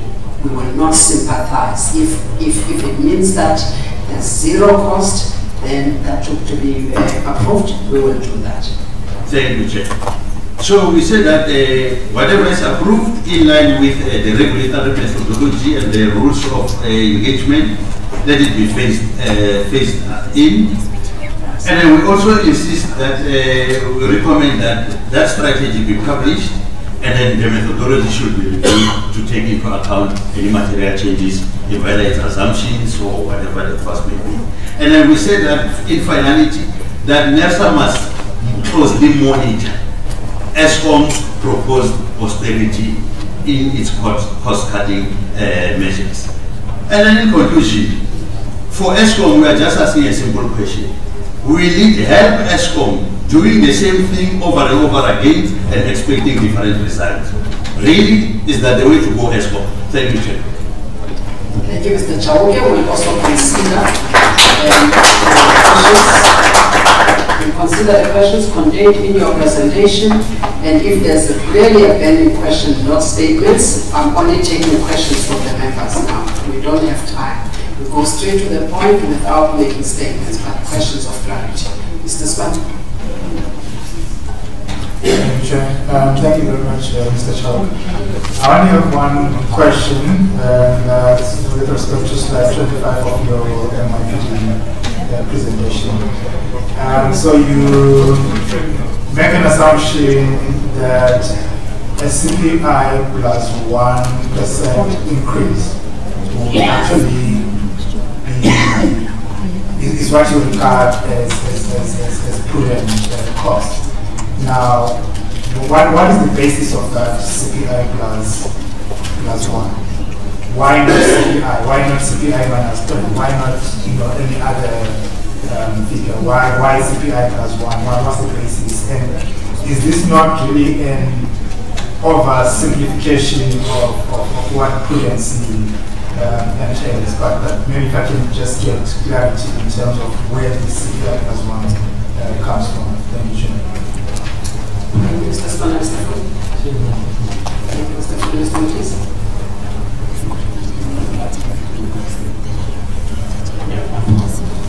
Thank you, Mr. Chauke. Perhaps in the interest of time, I'm not going to ask some of the questions I was going to ask, but maybe you can explain in your understanding, what is your understanding of this cost-effective target? Do you think that our methodology allows ESCOM to recover the costs of producing electricity? If those costs are prudently incurred, and just your views on this cost reflective target. Thank you, Chairperson, and thanks for the presentation. You stated that the reasons for adjustment of the 355 billion were not clear to me. Just want to check if your engaged Nersa in terms of the clarity with regards to the details. And then thanks for slide 12 in terms of the different views with regard to the cost of electricity. And I think whenever there are any other views, they can then have in terms of responding to that. Your figures, do they incorporate the 2030 scenario provided in the RP? Or just may say that ESCOM should consider that. You on slide 36, you talk of the midpoint of any approved MYPD control period to be a time to review. So I just want to know if you are advocating for that as opposed to the annual adjustment based on the figures, the real figures, the actual, in other words, or you want to have them both. And then lastly, from my side today is you talk of a 0% increase, but you put forward some points that are within the regulatory framework, but then maybe a kind of a recommendation. What about the fact that you are now deviating from the regulatory framework? Why can't you then come to a conclusion that is based on your analysis within this framework? I think the same goes with the CPI plus 1 that was highlighted to you. Thank you, Chairperson. Thank you. Thank you, Mr. Giza. Responses, Mr. Chauke. Thanks, Chair. And then thank you for the questions. I'll start with the CPI plus 1. From our analysis, we realized that when we look at the history where ESCOM is coming from, because ESCOM actually from a government point of view was looked as the supplier of last resort. So if things remain the same and then ESCOM was behaving and then performing as expected, ESCOM actually should be performing in line with how our economy is performing. Meaning that the cost which they incur, whether it's labor, materials and other inputs, should be in line with the going, what we can call market conditions. That's why we were saying that the CPI and then the 1%, we determined it to say that in case there are those costs which are outside of ESCOM control and they were really unexpected, they were unforeseen, then we can accommodate them into that 1% if ever they are within that bracket, or the regulatory methodology can be flexible in line with what is actual versus what actually ESCOM has truly incurred. And then from the cost-reflective tariff point of view, we acknowledge that the methodology and the electricity pricing policy talks about it. However, in reality, we are aware that the electricity costs, which at the present moment, the pricing, when you look at it, Nersa take into account all the costs within the value chain. However, given the fact that there are embedded cross-subsidizations and other elements such as your grants and other things, then the price on its own is not necessarily a true reflection, it is distorted. That's why we say that in order to enable ESCOM, if ever the future electricity supply industry vision, that ESCOM will continue to be our key supplier, it means that we need to adjust that. And then if ever there are subsidies and all other assistance in the form of grants and everything, they need to be truly reflected and they must reflect in the end price. How we do that, it should be transparent so that everyone knows that this is how much it costs, regardless of whether I pay low because government subsidizes or not. So we support the minister's decisions from a certain level that in order to attract investment into the energy sector, we need to invest in electricity infrastructure, networks, capacity and everything. And then to do that, we need tariffs rather than necessarily grants. So we are of the opinion that as long as the ESCOM is moving towards that and then ESCOM is operating in the right manner, that is doable. However, it must be defined and managed by both government and the regulator and other key players so that we be able to have a sustainable electricity sector. And then the reason for the RBA, Mr. Mkhize, we agreed that we just went through it and then we couldn't actually find specific reasons how Nersa achieved the adjustment. Then from that, that's why we included it from the source to say that we need clarity to understand why Nersa is adjusting the RBA downwards, what were the core factors that led to that. And then after this, I believe that I can continue to engage with the Nersa team, the secretariat, and then I can get access to that information. In terms of the midpoint of why we recommend that Nersa should consider making sure that at midpoint of the tariff determination cycle, it must revisit that exercise, is because we realize that the assumptions in most cases, we find that they fluctuate because they cannot be static. The economy and the country, the sector, the industry, technology, they change and they have a direct impact on the pricing. So if ever ESCOM has overestimated, it means that we are likely to pay out. And if ever it has underestimated, ESCOM unfortunately will reap lower returns. However, in order to balance that, so that the RCA doesn't come with huge adjustment that ESCOM needs to its credit, it needs to be done midpoint so that you can be able to say that the prices will be adjusted as such. And then finally, on the regulators framework, inclusion of our own assumption to say that the decision that Nersa should take, it should be zero increase or it should also include the other part. It's because we are aware that we don't have the full control of the inputs that we give to the regulator. So the regulator is likely to take our recommendations and then adjust them. That's why we added that element of flexibility in the decision which the regulator can take, rather than being fixed to say that zero increase completely, we won't take anything. So we respect the discretion of the regulator and we allow for that flexibility. That's how we treat it. Thank you, Chair. Thank you, Mr. Chong, for your presentation, Mr. Machado. We're moving on to the next presenter, and that is Zenzi Academy. We have Zenzi Academy. We don't have. We're moving on to SAF CEI. staff Please next page.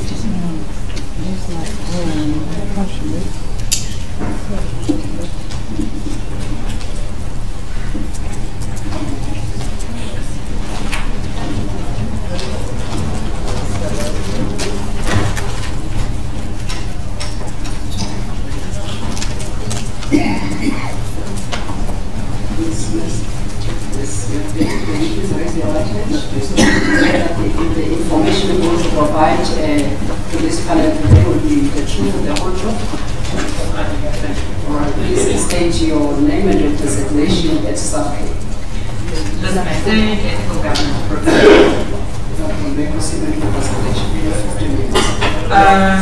Thank you. Good afternoon. Sorry, I thought I was going to. So SAPSI, we are an institute working with people of different faiths. We are looking at environmental justice issues, and we work across the whole of the SADC region. And why are we here? Because we believe that we're looking at energy and electricity is also an environmental justice and an environmental issue. So in summary, this is what I would say. We've given a detailed written submission to the regulator, and I think, for the interest of time, we are not going to go through many of the points which have been said, and in a little bit of second guessing, I try to highlight maybe a couple of the points that have not been emphasized today to help us. So I think at this point in time, we went from what we thought Eskom has been, and we now suddenly thought we had a new board, and the good ship Eskom was going to sail into the seas under new management, and that the perception being created is we must just bear the sacrifice, have an increase, and all will be well. The other issue that's constantly raised is Eskom too big to fail?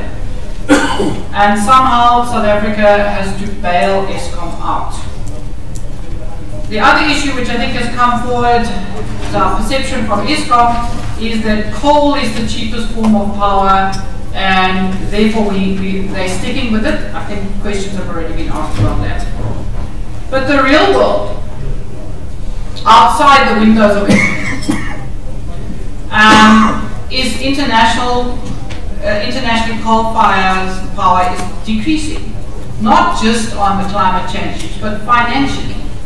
And in our submission, we relate to, I think it's China and India have both cancelled some coal-fired power stations. There are bigger issues around health.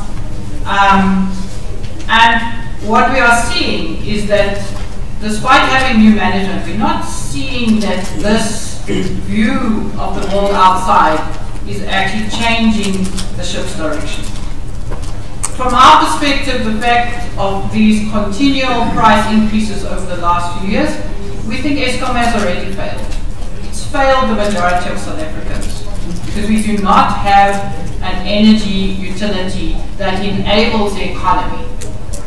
What we seem to have is a black hole that is just taking in money and slowly dragging the country down. So we actually feel that Eskom is already stranded.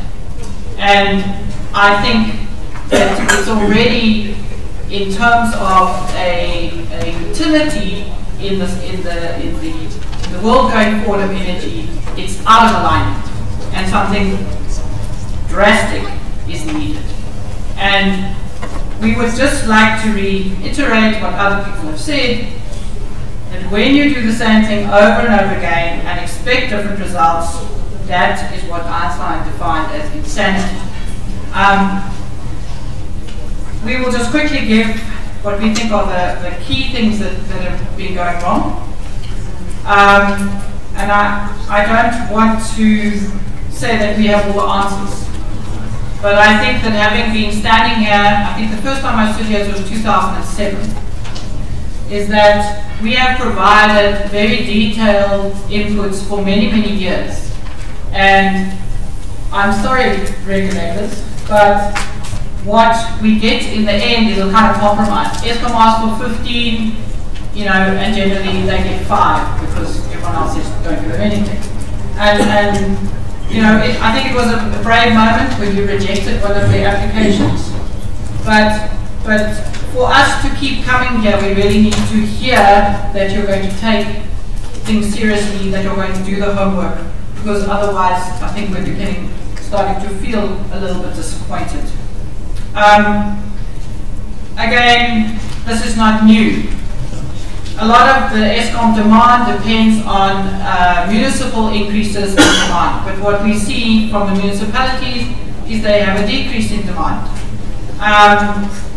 You know, we've seen a slowdown in the economy. The sales are not going to deliver. So if the sales are not going to be there, it's no good just hoping they're going to be there and proposing what appears to be really thumbsuck numbers. Again, people can't afford to pay for electricity. I mean, I know of households where the electric stove is now an ornament. Electric water heaters are generally not switched on anymore. People are using kettles or they're using paraffin. If people start using paraffin, there's all sorts of health impacts.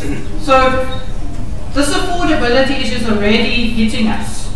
And I just feel that we cannot continue on this.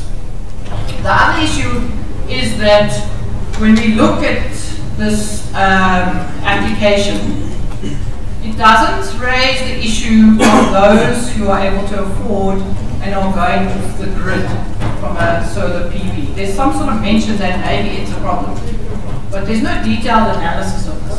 And we do not have the same hours to hunt and do the investigative research.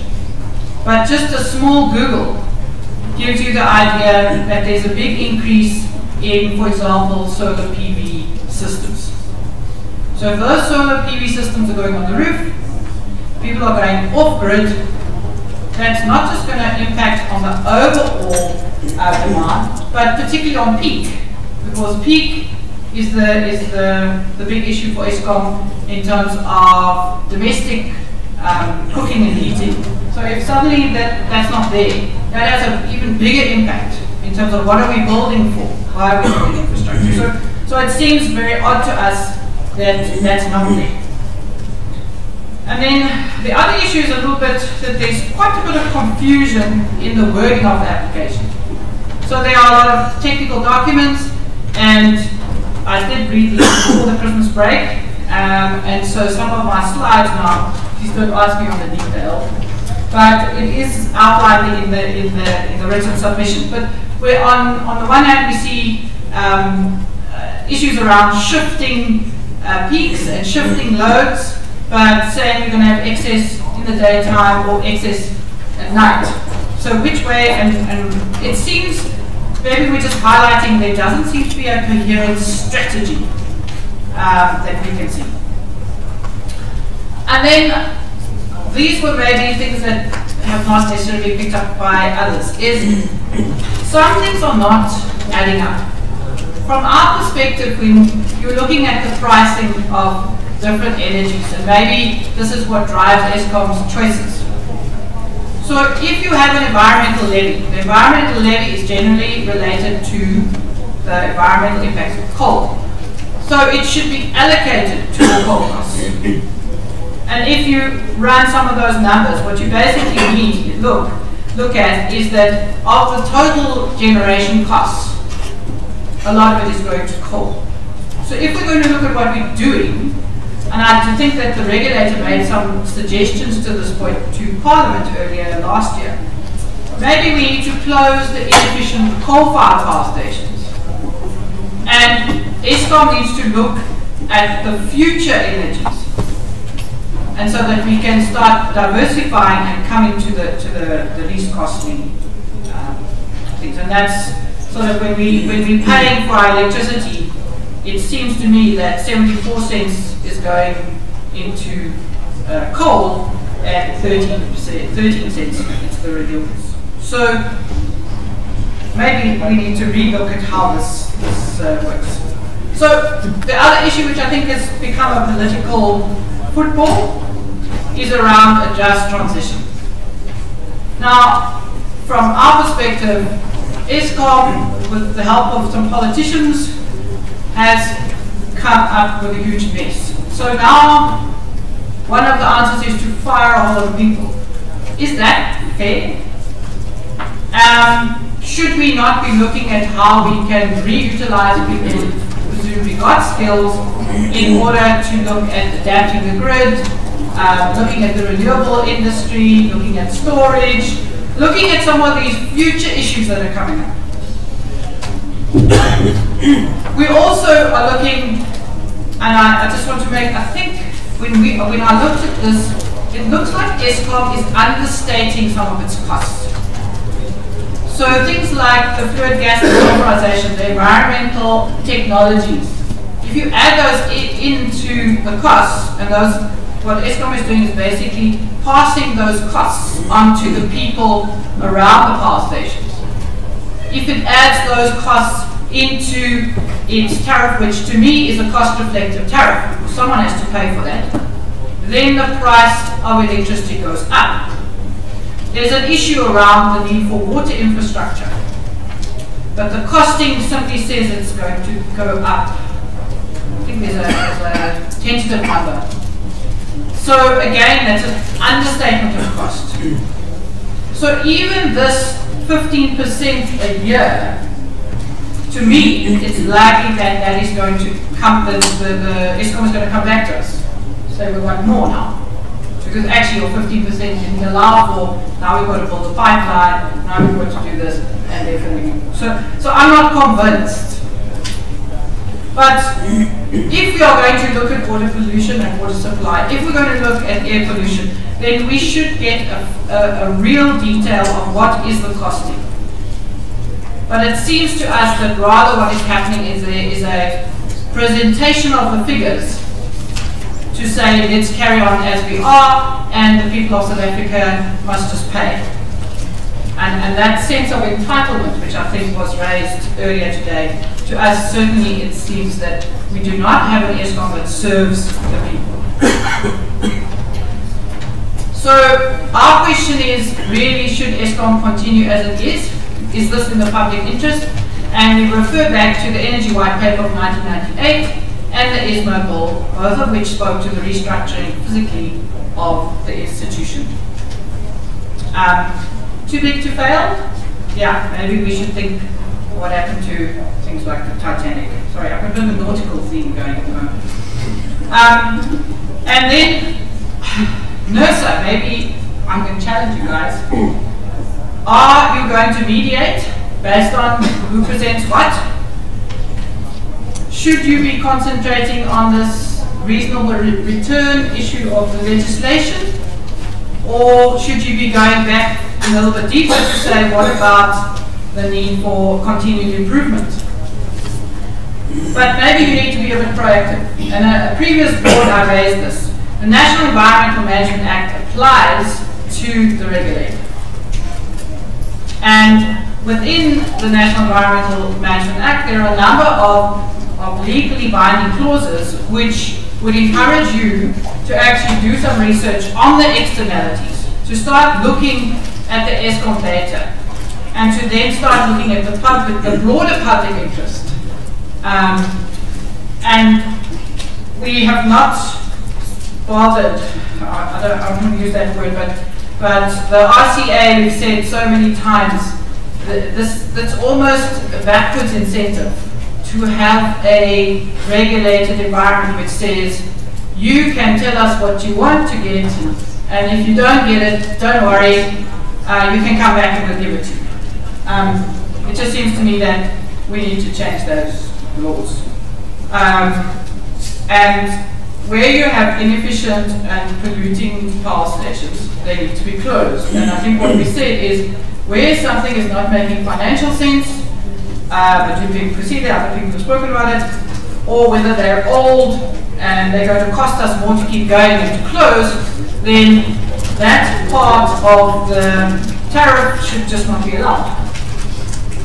So, in the interest of time, I'm just going to end by saying I think the future is very different. It's not large, clunky things, it's a lot of small things. And on the left, this is just local knowledge, group of communities who are protesting a pipeline, but basically what they're wanting is to own their future. And maybe we're looking at flotillas of small power plants working together in a network rather than large, inefficient power stations. Thank you. Thank you very much.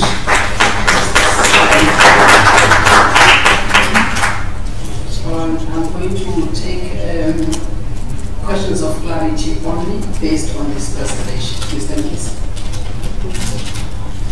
Thank you, Chairperson, and thank you, Madam. From my side, I don't really have a question. Say just to clarify one thing that you have noted that you think that we are not taking this seriously. And I just want to assure you that we do.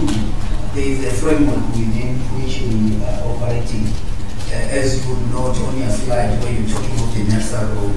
So it's important to work within that. And I think that if you have just saying this so that you don't feel discouraged to come year in and year out to comment and noting our role and that also operating within a legislative framework, which I think the point that you have put at bullet number 5, which talks to be no changes, where then other ways are coming. But otherwise, I appreciate your presentation. Thank you very much, Mr. Nersa. Thank you, Madam Chair. Thank you, Mrs. McKay. Actually, I don't have any questions. Thank you, Mr. Anything from Mr. Yes, Chair, thank you. And thank you very much, Ms. McKay. So you raised various important policy-related issues, for instance, the restructuring and the industry and so forth. But I think one of the important things that you're mentioning is the whole question of how do you account for external costs. And so I'm not sure whether you've got any examples from elsewhere in terms of how such external costs have been taken into account, obviously beyond what the environmental levy is to achieve, because in your view that seems to be insufficient. So that's my question regarding the external costs.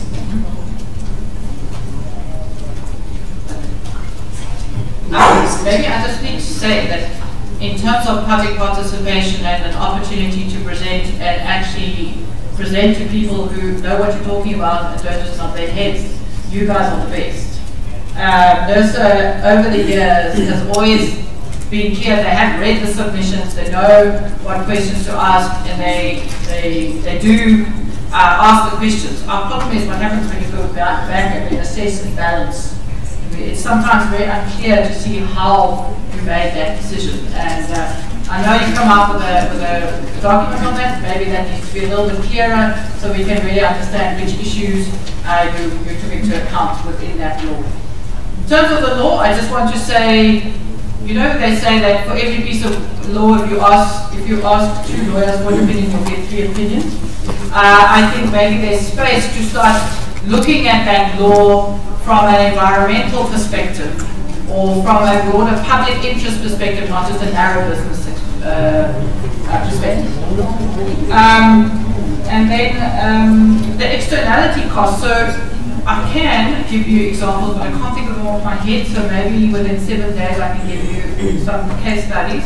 But I also just want to say, when you look in this particular application, it's not that it's too difficult in a sense of, if you simply say, okay, do we assume that there should be pollution abatement technology? If there should, The cost is there, Eskom gives a cost, therefore put that cost into the coal sector. Then if you say that goes into Medupi and Kusile, then look at the cost of those plants. And then say, is this capital cost and the resultant tariff increase, is this affordable? Or should we not be doing something else?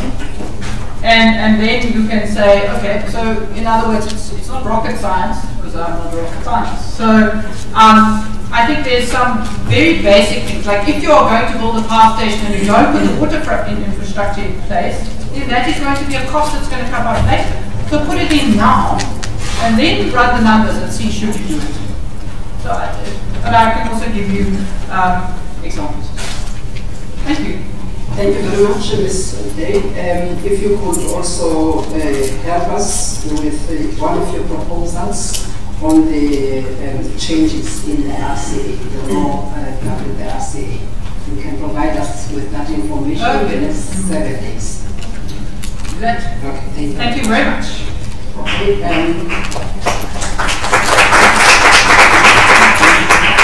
all right, we're going to take a 10 minutes break, and we have 3 more presentations. Okay, let me check if these presenters are here. Starting with Karl Opperman from Agri Western Cape. Mr. Opperman, okay. And Kolelwa Gada, Western Cape PAC Provincial Executive.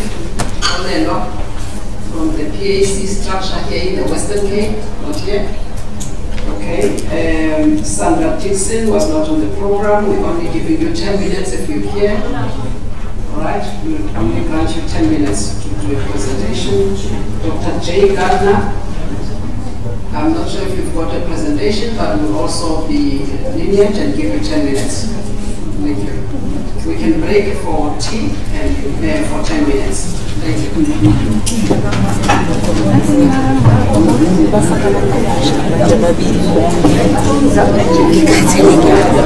Awasho vele uzokwenza i-closing kusasa. Awasho uzokwenza i-closing